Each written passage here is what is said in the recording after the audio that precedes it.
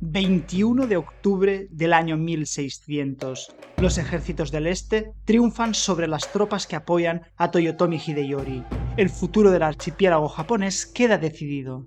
Tras la victoria, la familia Tokugawa se instaura en el poder fáctico con un bakufu pensado para durar 10.000 años. Se aplicarán leyes restrictivas, se dará un control absoluto de la sociedad, se expulsarán las ideas extranjeras y a sus gentes. El comercio internacional quedará reducido a unos pocos confinados en una islita artificial frente a Nagasaki, y se acogerá al neoconfucianismo como la ideología del régimen. Perdurar en el poder y que perdure el sistema. Pero 10.000 años son muchos y las evoluciones históricas avanzan a pesar de todo.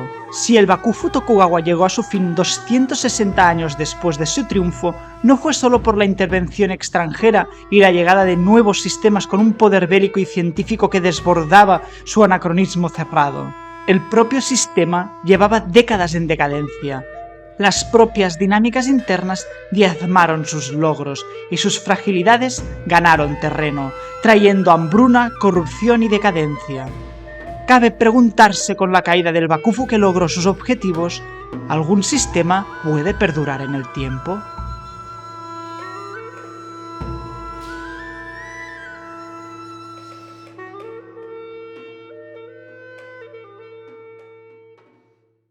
Con este vídeo que preparé, quería introducir un poco las voluntades que hay detrás de los estados de permanecer en el tiempo.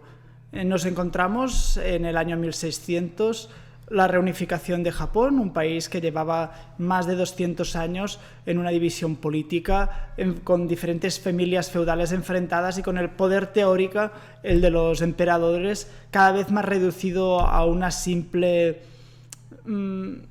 cuestión burocrática o, digásemos, básicamente una especie de tradición que no se había anulado porque, como no tenía un efecto real al que enfrentarse, pues lo dejabas ahí y bueno, persistía, y si seguías teniendo unas ciertas creencias shintoístas, pues respetabas un poco su origen divino. Por otro lado, podríamos hablar más adelante de cómo se estructuró el poder imperial antes de su caída. Pero en 1600 no tiene importancia la familia imperial, quedan totalmente reducidos, han estado 250 años, como ya he comentado, machacándose los unos contra los otros, de diferentes señores de la guerra que quieren el control y que empiezan siendo, pues, simples familias con dos castillos que habían heredado el poder de tiempos anteriores a pequeñas acumulaciones de poder que se enfrentan y finalmente se opta por un poder. Y ese poder, al que le llamaremos el poder de la familia Tokugawa, o básicamente el Bakufu Tokugawa, Bakufu vendría a ser una especie de dictadura militar con todos sus particularismos, pero si el samurái es un militar y manda él, pues es un tipo de dictadura, ¿no? Lo que normalmente se traduce como shogunato, porque su título era shogun. Pero esto es una castellanización del título, del sistema. En japonés vendría a ser Bakufu y he optado por usar Bakufu. Bueno, pues tenemos al Bakufu de los Tokugawa que llegan al poder después de 2500 años de enfrentamientos y deciden que quieren quedarse en el poder y que no quieren perderlo, no quieren volver a ese estado en el que pequeños señores te pueden arrebatar todo lo que has conseguido o otros van a conseguir a su alrededor suficiente poder como para enfrentarse a ti.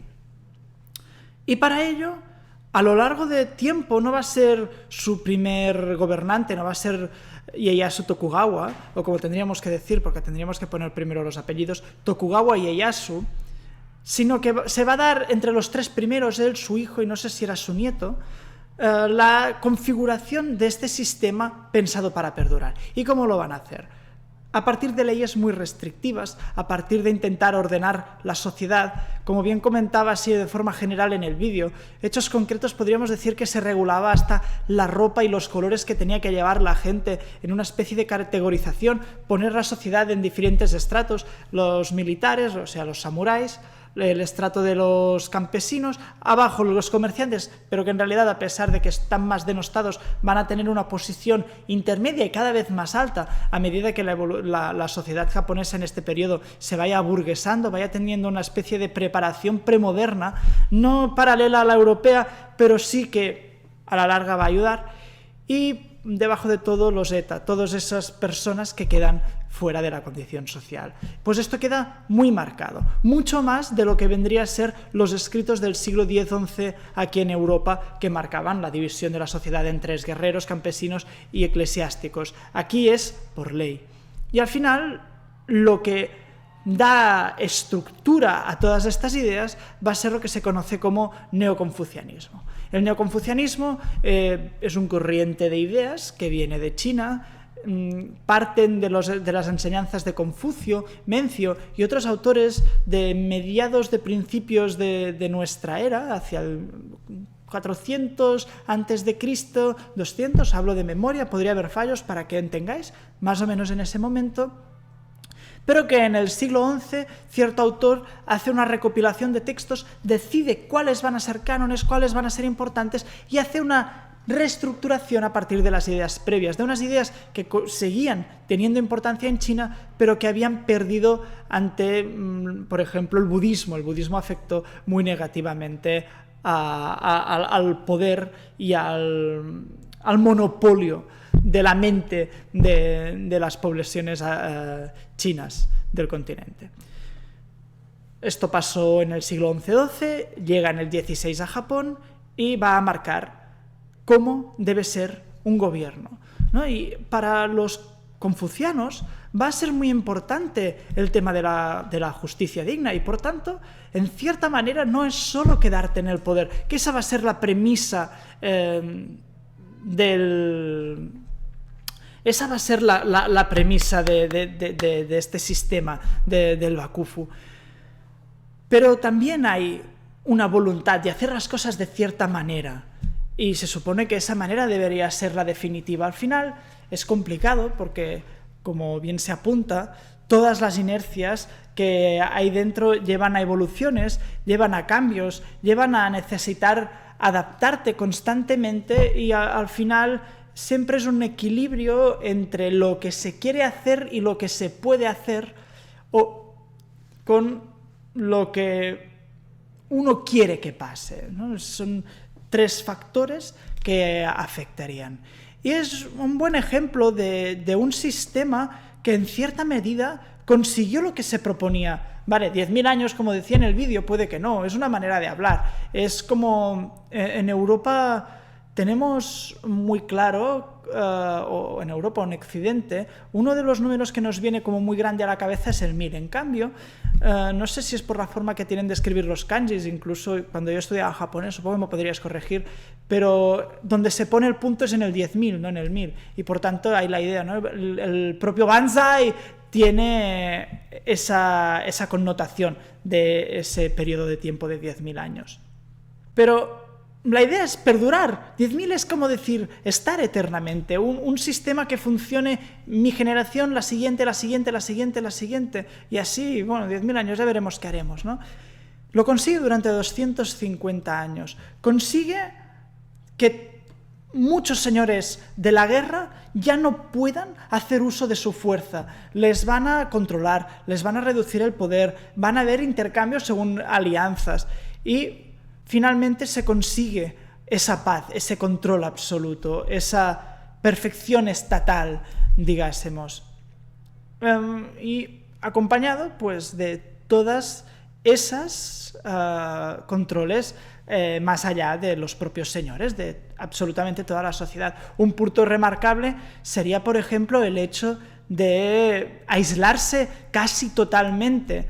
No pasa justo a principios del Bakufu, si no me acuerdo mal, pasa en la década de los 30, juntamente con desechar la religión cristiana, perseguirla, muchos mártires, a fin de cuentas, y lo que se va a hacer es evitar ese contacto para poder tener un control absoluto de qué se piensa, de qué pasa. Inevitablemente vamos a ver cómo poco a poco se van colando ideas, no solo a través de esos holandeses, que eran de los pocos pueblos que podían comerciar a Japón de una forma sumamente estricta. No quiero dar muchos datos para no fallar, pero algo con una vez al año, ciertas reuniones importantes para pactar cosas, iríamos por aquí. O sea, imaginad que hubiese en un país lleno de puertos marítimos que no puedas atender a nadie que venga de fuera. Es más, si tú vas en tu barco, viene una tormenta, tu barco se rompe y acabas en las costas de Filipinas o de Corea, no vuelvas porque estás echado del país, ya no te quieren. Estamos hablando de este punto. Por agresivo que nos pueda parecer, este sistema consiguió lograr lo que quería y consiguió firmemente tener un control muy grande a lo largo del tiempo. ¿Y qué pasó? ¿Cómo es que desapareció? ¿Por qué no fueron los europeos llegando a las costas y forzando a abrir las puertas? Recordemos que en el 1855 llegan los buques negros al puerto a la bahía de Yokohama pidiendo poder tener relaciones comerciales, sacando los cañones y amenazando bélicamente a un país que de golpe descubre que sus armas son totalmente ineficaces. Disparaban desde las costas a los barcos ingleses, pero es que disparaban con armamentos de 200 años atrás. No llegaba los proyectiles a los barcos europeos, mientras que los barcos europeos perfectamente podían llegar. Pero os diré que eso, a pesar de que afecta, no es lo que realmente va a producir la caída del régimen. El régimen estuvo debatiéndose internamente sobre cómo no perecer y había seguramente formas de haber mantenido, pero son las propias dinámicas internas de la sociedad lo que va a poco diezmar las virtudes, los grandes logros de estos regímenes, de estas sociedades, porque al final el régimen se desdibuja en la propia sociedad o la sociedad se desdibuja en el propio régimen y crea un todo, que al principio era una confrontación, pero inevitablemente, generación tras generación, lo que un día era un mandato pasa a ser la normalidad de cada día. Elementos que podemos destacar para que esto pase. Hay un autor muy importante, de los primeros que van a recuperar el shintoísmo y de los que van a ser causantes, para algunos culpables, del renacimiento de un neoshintoísmo, porque a pesar de que no había desaparecido el shintoísmo, lo va a recuperar e inevitablemente modificar.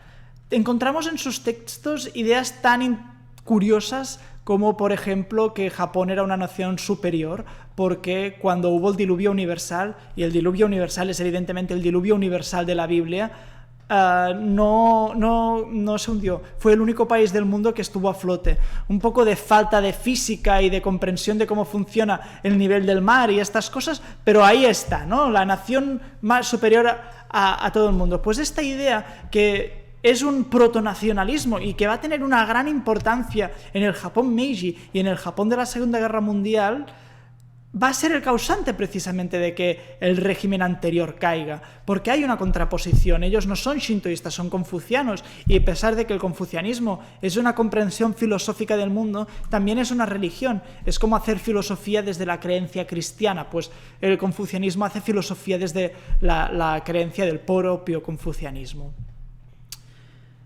Y bueno, pues destacamos este punto, este elemento de cómo no solo nos dice cómo hay ese cambio de pensamiento en el cual la importancia pasa a ser lo japonés y que hay más japonés que los descendientes de la diosa Amaterasu, el emperador, todo entre comillas, hablo como muy serio, evidentemente no estoy diciendo que esto sea así, pero ¿quién es más japonés que la familia imperial? ¿Y quiénes son los que destronaron a la familia imperial?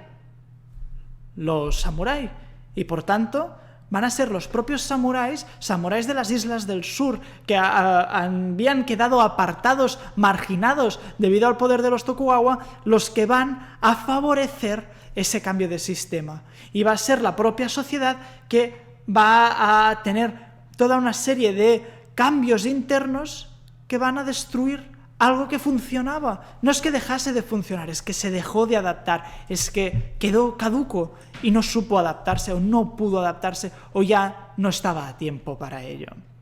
¿Y qué tiene que ver la utopía con la sociedad Tokugawa? Podríamos decir que no mucho, porque parece más una especie de distopía, ¿no? El control absoluto, la vigilancia, había normas incluso de las casas solo pueden tener un piso, no pueden tener 2 pisos. Control de este tipo para, no sé si era por temas de, ya no solo de seguridad, sino también para tener una mayor observación sobre la gente. O sea, cosas totalmente que especialmente a las democracias, yo sé que me escucháis gente de todas las partes del mundo con entornos muy diferentes, pero especialmente a los que estamos aquí, que hemos vivido una especie de ensoñación democrática, nos asusta, ¿no? Por eso el cine estadounidense nos ha producido ese horror. Pues ese horror es el horror que podríamos experimentar al pensar en vivir en una sociedad así. Pero tiene que ver porque es la muestra más clara de cómo hagas lo que hagas, presentes la sociedad que presentes, va a desaparecer. Y quiero que en este inicio de este podcast tengamos esta idea clara. Ningún sistema, por glorioso, por grandioso que sea en sus triunfos, no en las cosas que hace, sino en uno de los propios objetivos del sistema, que es existir y perdurar, que ha triunfado, desaparezca. Y así nos guardaremos esta idea en el tintero y vamos a pensar en las propuestas que ha habido a lo largo del tiempo para crear sistemas nuevos o sistemas que mejoren lo que hay o, a fin de cuentas, el sistema ideal, el sistema final.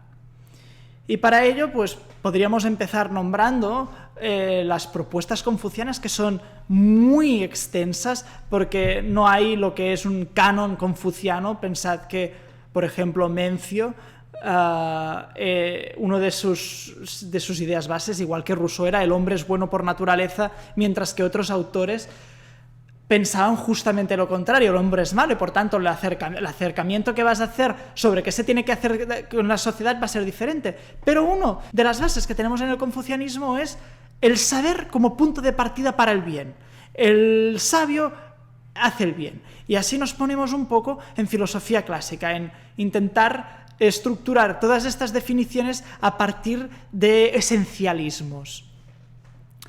Y pasando de la otra punta del mundo, una corriente coetánea y que está sumamente influenciada o están mutuamente influenciadas es lo que está pasando en una pequeña nación del oeste del Mediterráneo, evidentemente Grecia me refiero.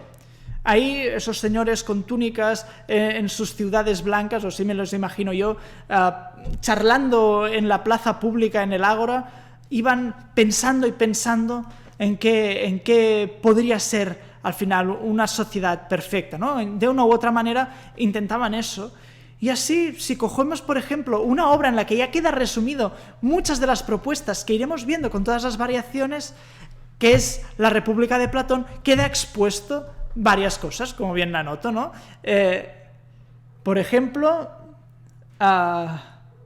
bueno, perdonad, se me van las ideas de la cabeza, pero encontramos en la República de Platón muchos de los planteamientos que vamos a ver a lo largo del tiempo contrapuestos, como con la mayoría de los diálogos de Platón. Interesantísimo como ahí a veces cuesta mucho ver qué postura tiene este filósofo, porque nunca sabes si está hablando alguien que está diciendo sus ideas, si ese alguien habla por boca de Platón, si simplemente es una contrapostura, si son reducciones al absurdo de los planteamientos. Pero si vas desgranando, al final, algunas de las propuestas que se van debatiendo, que van teniendo un diálogo entre unos y otros, vemos pues que hay muchas maneras de intentar acercarse a la perfección. Al final, una de las ideas que se planteaba, ¿no?, en la propia República, si no me acuerdo mal, pero seguro en los diálogos de Platón, es la idea de que la mejor de las sociedades, otra vez como el confucianismo, es una sociedad dirigida por gente sabia. Y aquí ya vemos como muchas veces los intelectuales tenemos tendencia a creer que seremos mejores gobernantes porque hemos pensado mucho las cosas. Por otro lado, vemos a lo largo de la historia como cada grupo social ha intentado imponer su visión del mundo, porque inevitablemente todos tenemos unos valores que están estrechamente relacionados con aquello que más va con nuestro grupo, ¿no? Si fuésemos habitantes del periodo Tokugawa y fuésemos comerciantes, seguramente pensaríamos que, a pesar de que nos dicen que el comercio es lo más sucio, es lo peor y un samurái no debería tocar dinero, nosotros como comerciantes pensaremos, sí, lo que tú quieras, pero el dinero es lo que hace que la sociedad funcione por A, por B o por C. Y así vemos a lo largo del tiempo, pasados esos intentos platonianos de ir a buscar a los tiranos y reformarlos, como pues cuando hay unas sociedades bélicas intentarán imponer sus sistemas bélicos, puede que no intenten ser los perfectos, pero sí serán los sistemas que ellos conveniente, y cómo van a ser derrocados por poderes bélicos más fuertes, como vamos a ver a lo largo de toda la historia antigua y mediados de la Edad Media primeriza. Aquellos que crean que los sistemas religiosos son los mejores, como vamos a ver con la expansión de la religión musulmana en todo el sur del Mediterráneo, con unos triunfos espectaculares al principio y con toda una serie de logros a lo largo del tiempo que ahora nos pueden parecer más o menos problemáticos en nuestras sociedades laicas, pero que ahí están, y los cristianos haciendo sus cruzadas. Y después la sociedad en la que vivimos nosotros, ¿no? Si hay la sociedad perfecta que creemos los pensadores y hay la sociedad perfecta que creen los militares, también tiene que haber la sociedad perfecta que crean los burgueses, que es básicamente en el que vivimos, el capitalismo. Y si lo llevas al extremo absoluto, pues llegaremos a lo nuestro, cuando el beneficio es la utopía perfecta. Creo que muchos de nosotros, especialmente aquellos que por mucho que trabajemos y por mucho que intentemos tirar cosas adelante, nos dan por todos lados y resistimos como podemos y no somos Elon Musk, nos va a parecer que, bueno, que puede que no sea uno de los mejores sistemas, que ha traído sus cosas buenas, pero como diría Rusarín, poniéndose muy marxista, el capitalismo está muy bien, ahora lo superaremos, vamos a superarlo, ya está, ya hemos conseguido los logros gracias al capitalismo, vayamos a algo que nos beneficie, ¿no? Así que otra propuesta tenemos, ¿no? Todas aquellas propuestas que van a surgir a partir del capital. Tendremos pues las que tengan que ver con, yo qué sé, Adam Smith, sus propuestas. También tendremos propuestas burguesas, pero de una apariencia utilitaria, filosófica, que serán las propuestas del utilitarismo de John Stuart Mill. Después tendremos propuestas también mucho más actuales. No hace falta que nos vayamos a lo tradicional. Vayamos ahora. Tendremos a Thomas Piketty proponiéndonos cómo una sociedad a partir del capitalismo, pero un capitalismo socialista, podemos conseguir un mundo mucho mejor y casi el más feliz de los mundos. Y tendrás otra contraposición mucho más socialista y desde un punto de vista del pueblo, de la masa. Decir que lo mejor es a partir del propio proletario. Vemos cómo van surgiendo muchas ideas. Podríamos ir cogiendo diferentes autores que han ido proponiendo sociedades perfectas. Podemos irnos a la Europa renacentista, cuando se pusieron de moda pues las utopías que marcan este tipo de género literario, ¿no? Y podríamos estar así un buen rato. Podríamos centrarnos en algunos puntos, pero simplemente el segundo punto de este podcast que quería dejar en el aire. Tenemos todas las sociedades, por exitosas que sean, terminan desapareciendo o terminan siendo otra cosa porque las dinámicas exteriores las superan o las dinámicas internas las barren y van a otro sitio, los hijos. Digásemos, La segunda idea que quiero dejar aquí un poco en el aire sería estos milenios de propuestas. Seguramente si nos fuésemos más atrás, los nómadas de los que no nos han quedado sus textos tenían sus visiones del mundo y sus maneras de llegar a la perfección. Y un caso que quería hacer y que se me ha ido: el bucolismo campesino de Tolkien, ¿no? En cierta manera, vale que no es una propuesta filosófica, pero ahí queda esa ensoñación de ese mundo perfecto en el que la tecnología se confronta con la vida rural y la vida rural es mucho mejor y mucho más perfecta. Y antes de pasar ya a tratar temas un poco más elaborados o intentar hacer una síntesis de estas ideas, la tercera idea que quiero dejar aquí en el aire es la definición que os voy a dar hoy. La definición de decadencia. Es una definición propia, así que si encontráis que tienen fallos, me lo podéis comentar en los comentarios para poder mejorar, porque nunca mejor que intentar hacer ideas a partir de conjuntos. Y por otro lado, pues bueno, si tiene sus deficiencias es debido a que es una definición propia, ¿vale? Procedo. La decadencia de un movimiento político, dinámica social, régimen, dinastía, movimiento artístico o de cualquier ente con dimensión histórica se da frecuentemente en su etapa final, de lapso temporal indeterminado. La decadencia surge con el inicio de las influencias de los cánones por los que destacaron, dada por la sobreexplotación de sus virtudes, la falta de adaptación a las nuevas circunstancias históricas con las que coexisten o por el natural cambio generacional que percibe los cánones heredados como otredad caduca. Así que una cosa de la que yo personalmente creo que no puede escapar ningún sistema es del momento de la decadencia. Pase lo que pase, dure lo que dure, sean 250 años, sean 20, sean 10 o sean 10.000, tarde o temprano va a aparecer este momento de decadencia, y en el momento en el que aparece la decadencia, nunca más va a poder surgir este sistema, os lo aseguro. Pueden surgir remontadas, pueden surgir momentos en los que se intente volver a los orígenes, a esos logros, volver a unos orígenes imposibles, primero porque son teóricos y segundo porque no estás en el mismo momento, no puedes volver al pasado. A ver si le queda claro a la gente, no se puede volver al pasado, no podemos usar las mismas soluciones para problemas nuevos.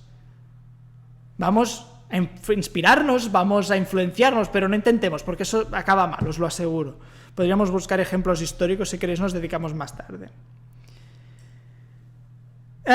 Así que a estas tres ideas la decadencia la sumamos como un elemento importante. Vuelvo a repetir. Si quedo redundante ya lo editaremos. Por un lado, todo sistema desaparece. ¿Por qué desaparece? Desaparece porque tarde o temprano va a entrar en decadencia. Decadencia como elemento en el cual ya no eres eficiente y tarde o temprano desapareces, tardes más o tardes menos. Y finalmente llevamos muchísimo tiempo dando propuestas, pero parece que no llegamos a ningún sitio. Estamos en una especie de rueda de ratón de estas ahí corriendo y no llegamos a nada. ¿Por qué? Vamos a intentar dar una respuesta, pero la dejaremos para el final, porque ahora quiero introducir un cuarto tema. Este no lo dejaremos volando, este es simplemente intentar pensar el presente.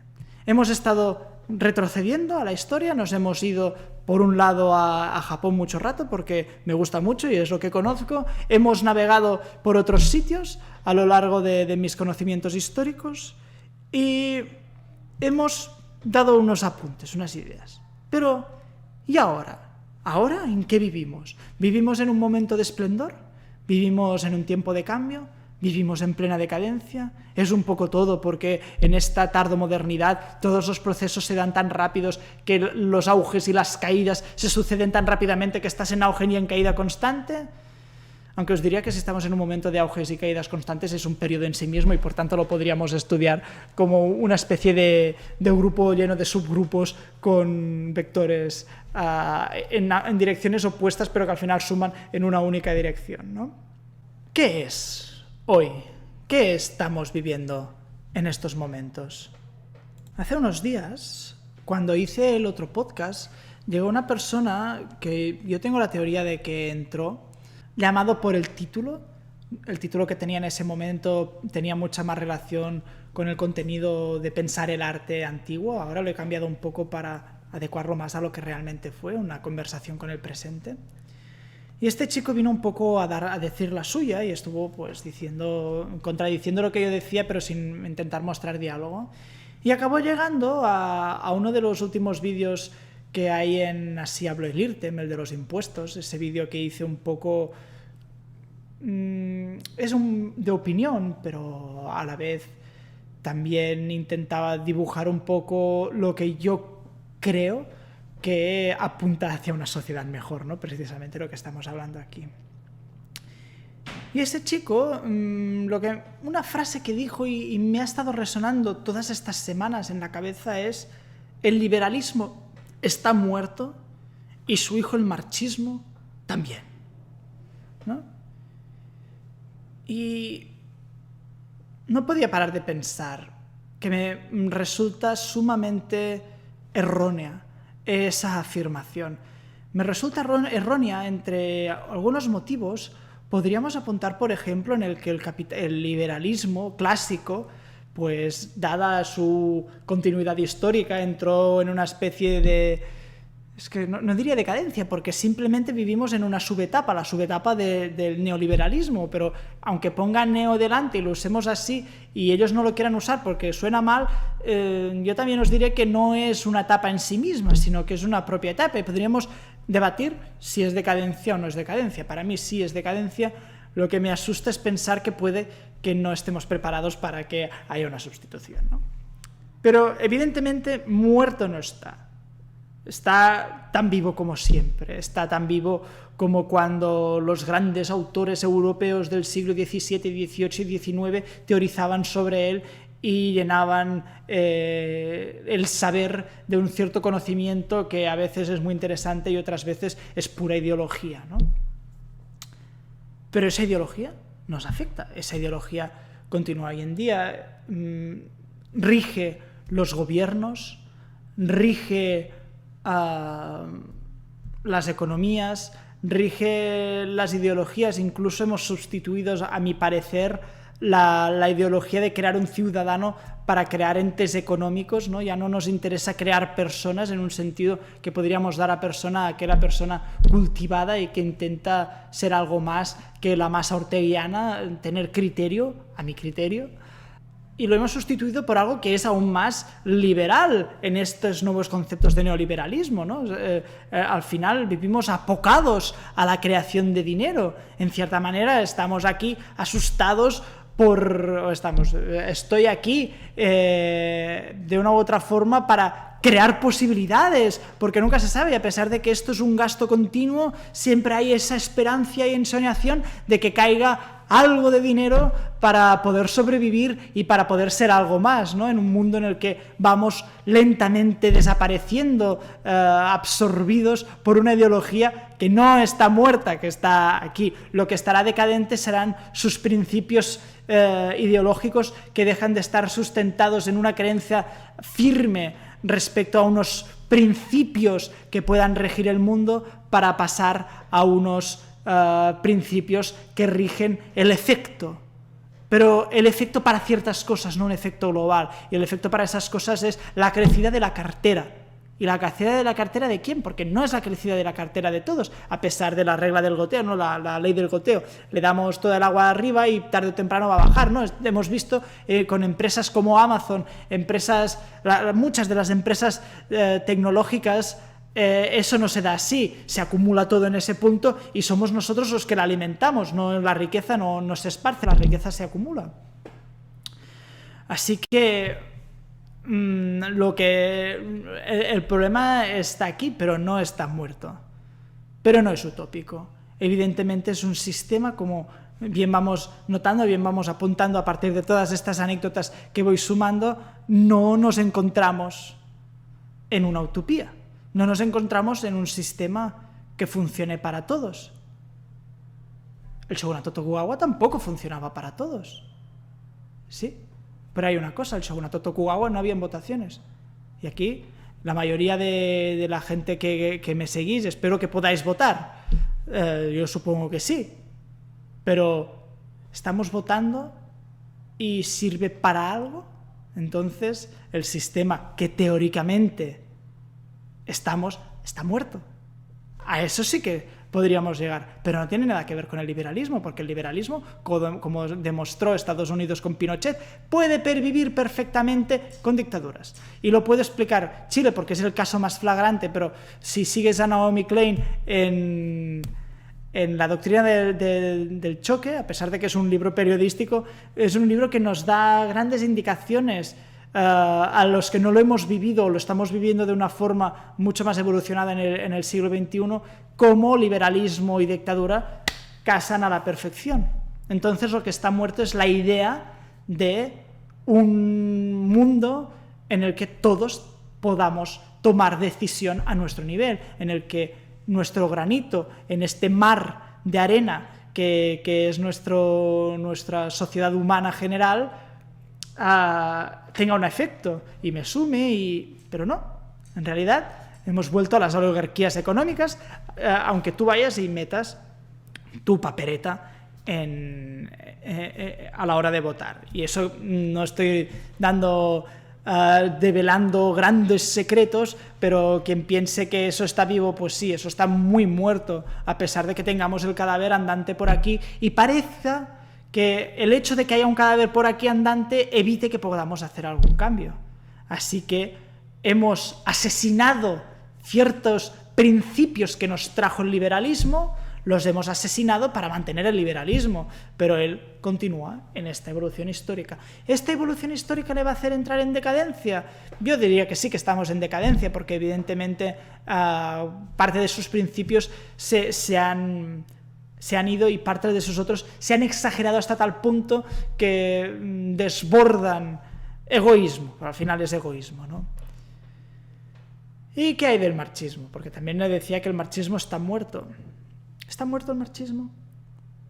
No sabría qué deciros, porque como de una forma acertada nos indicaba lo de el marxismo, el liberalismo está muerto y su hijo el marxismo está muerto, nos indica esa correlación.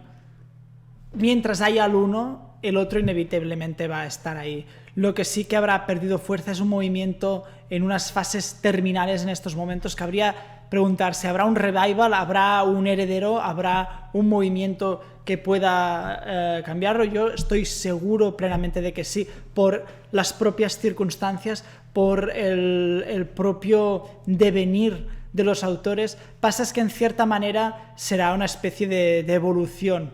Tendrá muchos elementos de los propuestos en las obras de Karl Marx y todos los herederos del XIX y el siglo XX, pero a la vez va a tener que adaptarse a nuevas circunstancias más que de pensamiento y de ideología, que eso ya entra en una etapa terminal con la caída del muro de Berlín y al ver lo que ha pasado en la mayoría de sociedades comunistas que han intentado seguir el marxismo en esas cosas raras y en esas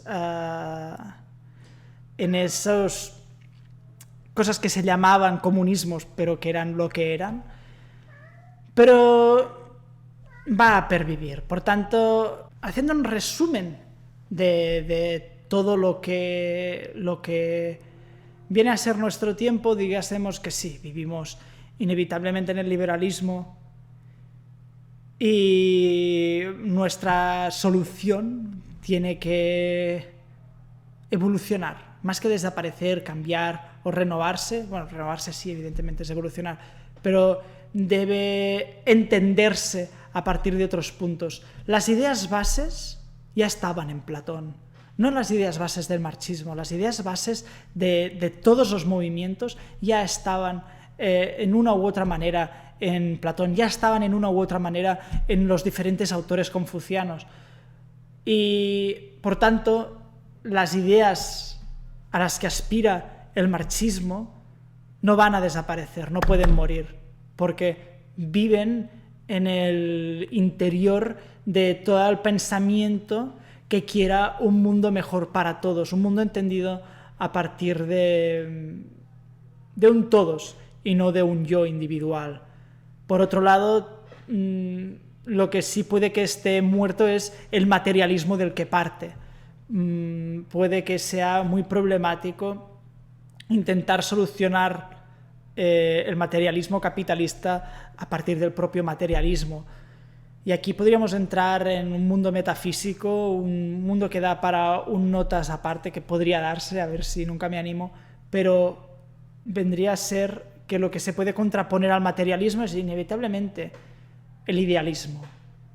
Y cuando digo idealismo son todas aquellas cosas que en el mundo físico no están, que no las podemos detectar, pero que están en nuestras mentes, que están en nuestro ensimismamiento y que tienen un efecto en el mundo real. Y por tanto son reales, no son ficticias, ¿no?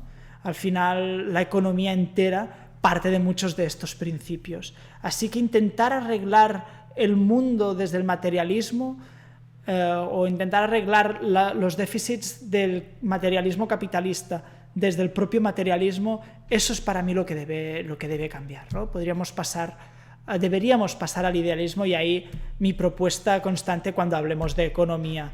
Necesitamos saber por qué queremos las cosas.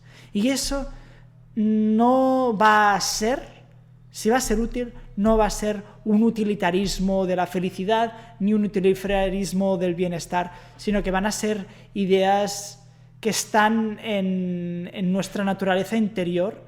Y con esto no me quiero poner espiritualista, sino me refiero a eso que os comentaba antes, esas ideas en el ensimismamiento humano, tan propiamente nuestras, y que para los griegos eran tan importantes, las que nos pueden dar una nueva edad dorada de las contraposiciones a este liberalismo, más que al capitalismo, al liberalismo en sí.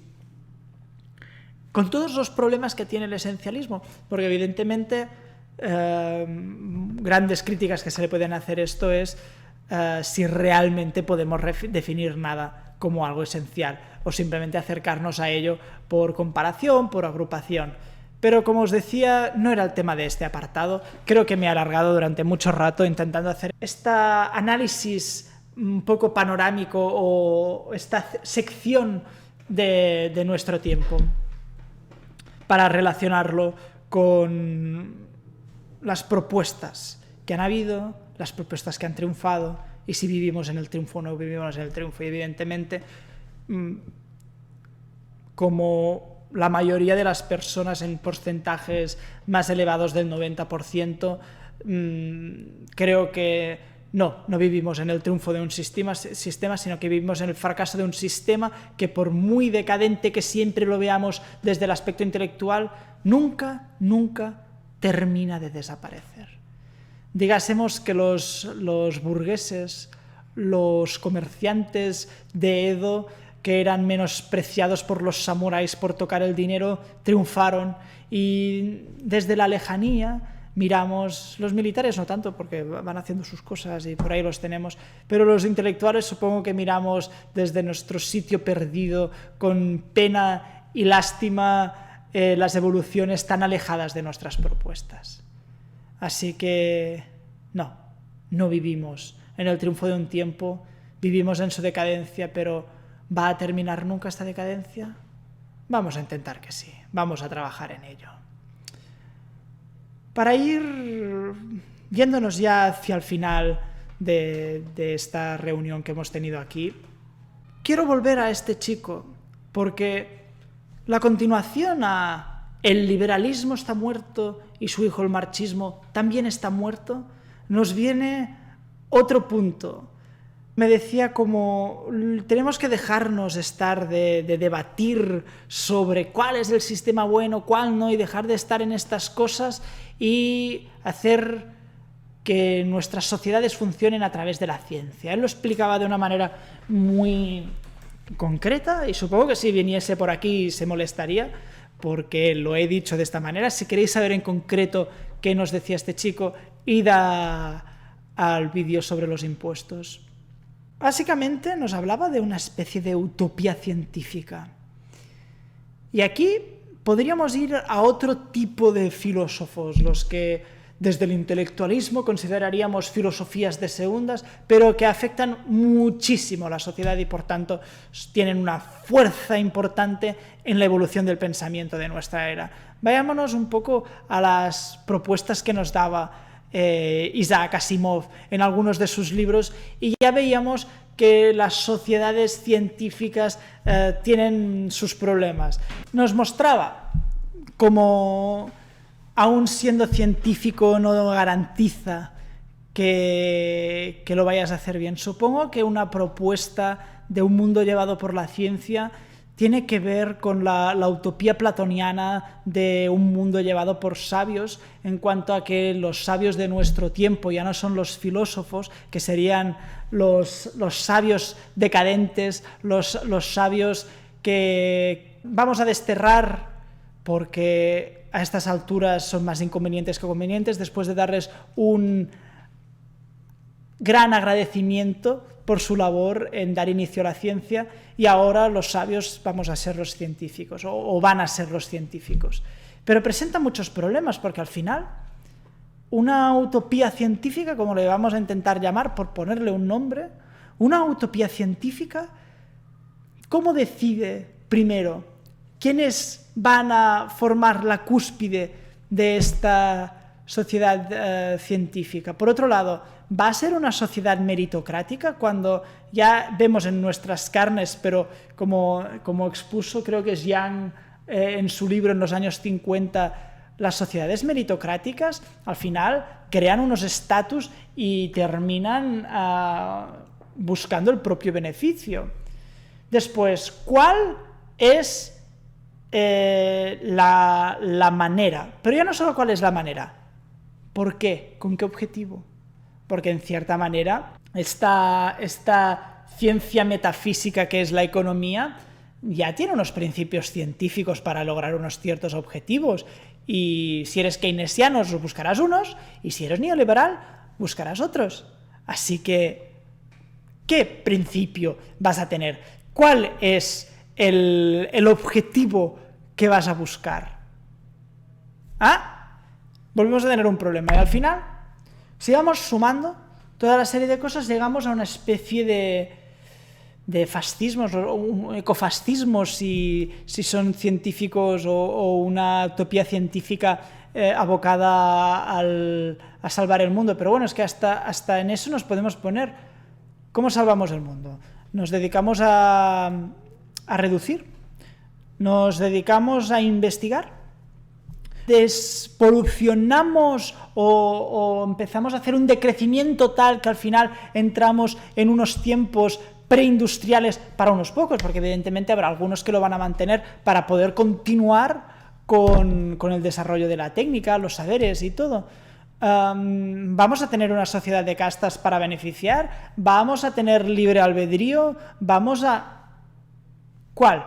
Y me dirás, no, porque vamos a encontrar el método definitivo. No solo eso, podemos crear una máquina que con sus algoritmos escoja lo más adecuado, con el miedo que os pueda producir que una máquina decida eso y lo tomemos a pies juntillas. Podría ser interesante ver, si hacemos un algoritmo y le metemos datos, qué información nos saca, pero si lo vamos a aplicar tal cual, sí da un poco de escalofríos, ¿no? Aquí detrás produce un poco de temblores. Hay tantas incógnitas y al final tantas respuestas que no son científicas, tantas respuestas que son filosóficas, tantos problemas que ya hemos analizado y en cierta manera ya tenemos superados, que volver a esto es no ir a la nada, es un intento desesperado por encontrar una autoridad con suficiente conocimiento como para salvarte el culo. Y terminamos en autoritarismos de, pues aquí al final es volverle la pelota a uno de estos grupos, al de los sabios. Y si esta es la propuesta que tenemos hacia el futuro, vendría a ser, pues primero, ir a una solución ya hecha. Segundo, ir a una solución problemática. Y tercero, podríamos intentar pensar, y ya yendo al título, como la utopía posible. Conseguimos llegar, ¿va a ser la utopía definitiva? Puede que el título tuviera que ser sin utopías definitivas, aunque quedaría un poco raro y tardaríamos mucho en llegar aquí, pero sin utopías posibles. ¿Por qué? Porque haríamos eso y primero, por lo que hemos escrito y por lo que tememos y por lo que muchos de nosotros conservadores anticientíficos, esto es un meme evidentemente, conservadores anticientíficos pretendemos evitar, si se diese, duraría para siempre. Esa utopía distópica duraría para siempre. Pues yo, sin ponerme a estudiar elaboradamente cómo podría ser esa sociedad y hacer una elaboración pormenorizada, os puedo decir, sin miedo a equivocarme, que esto tarde o temprano terminaría fallando. Así que bien, hemos pasado por todo, propuestas pasadas, propuestas que han tenido sus momentos, hemos pasado por nuestro tiempo, hemos pasado por posibilidades que nos dicen nuestros coetáneos. Ningún sistema va a perdurar. Ningún sistema puede ser una utopía para todos, que ese es otro punto que deberíamos entender a la hora de conceptualizar las utopías. ¿Utopía? ¿Utopía para quién? Así como César Hernández siempre pregunta ¿quién decide qué? Aquí deberíamos preguntarnos ¿esto para quién? ¿O quiénes se benefician?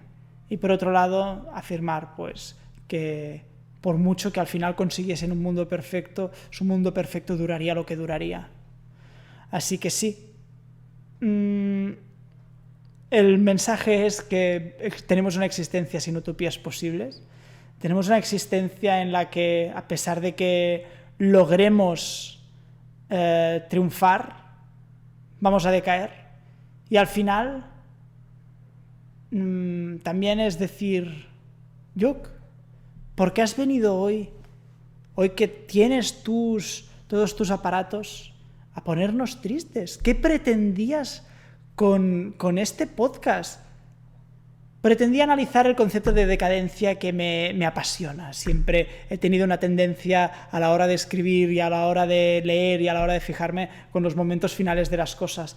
Pero no estoy aquí solo por gusto, sino que este gusto, este placer, este ir repensando las cosas, me hace llegar a la conclusión de que no es malo que vivamos sin utopías. Sí que tenemos que intentar tener ese deseo de llegar, pero no nos tenemos que encapsular.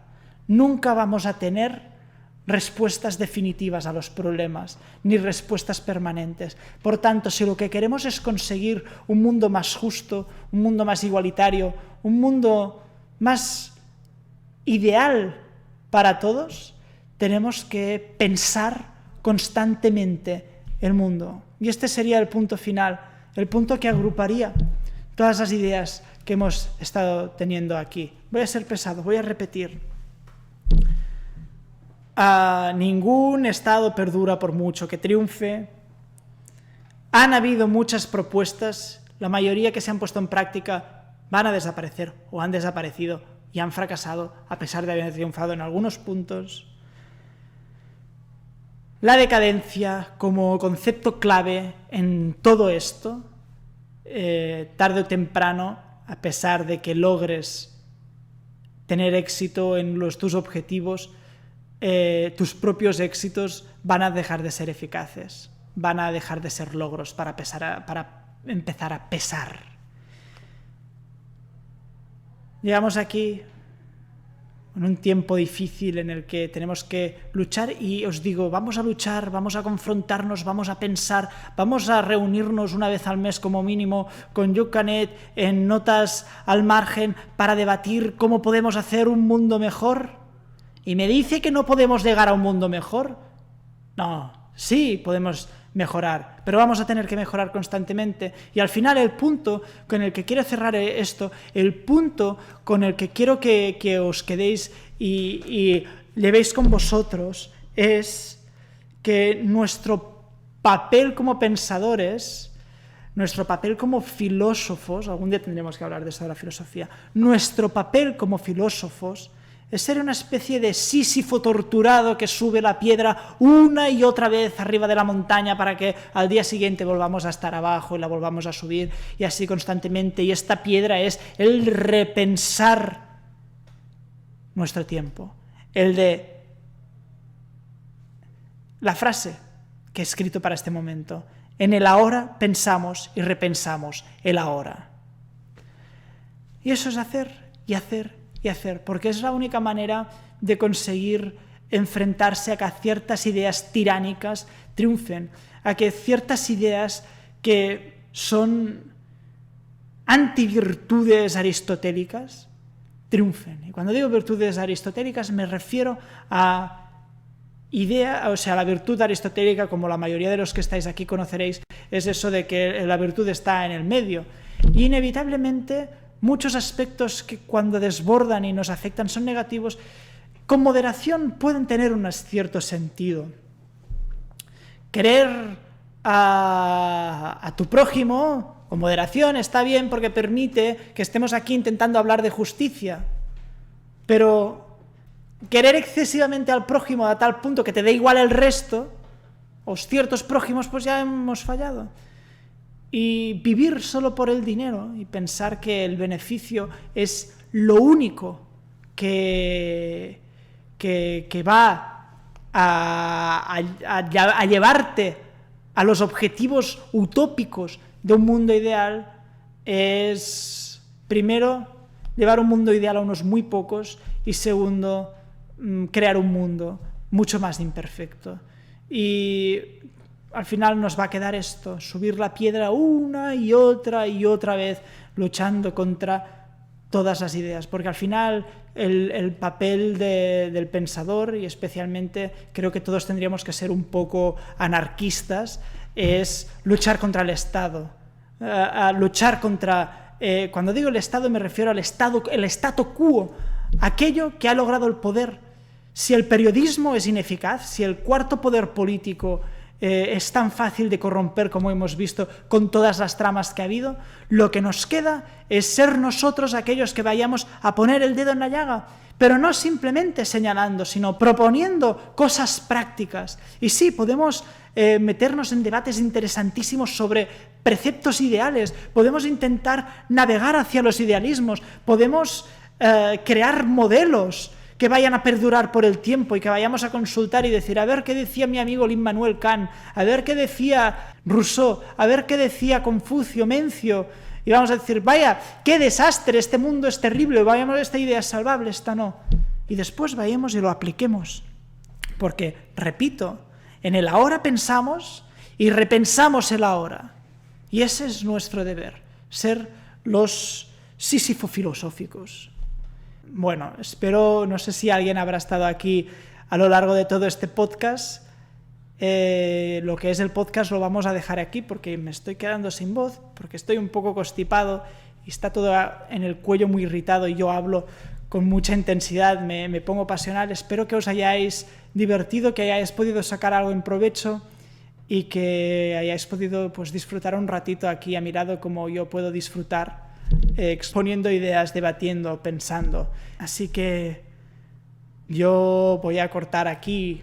Si queréis nos quedamos un ratito hablando y compartiendo opiniones. Para aquellos que nos quedéis, hasta la próxima. Nos vemos en futuras notas al margen.